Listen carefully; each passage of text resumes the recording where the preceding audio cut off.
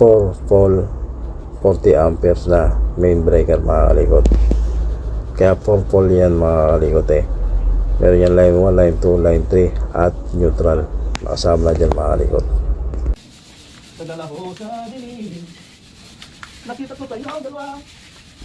After nyan may kabit, determinate na natin isa-isa itong mga wire na itong mga kalikot.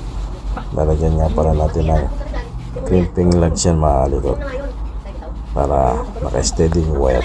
Mas matibay yung kapit nito sa terminal at hindi siya mag-lose connection sa katagalan.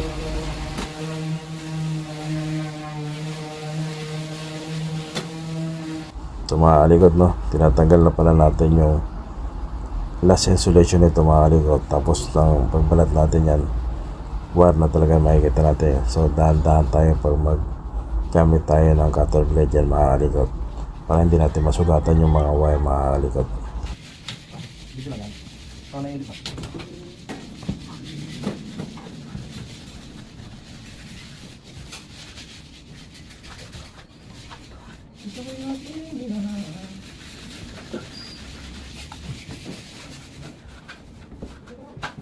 Terminate na natin mga kalikot.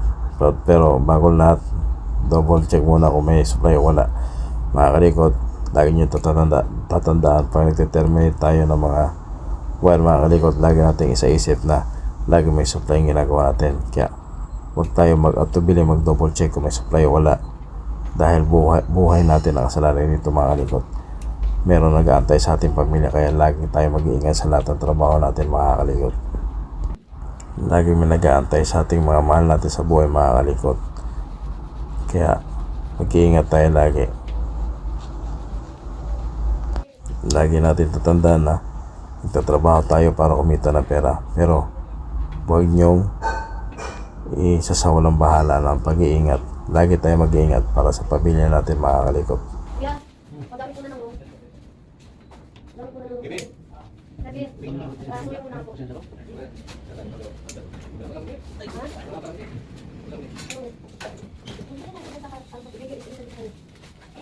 Pinasa na nga ni sa GC natin.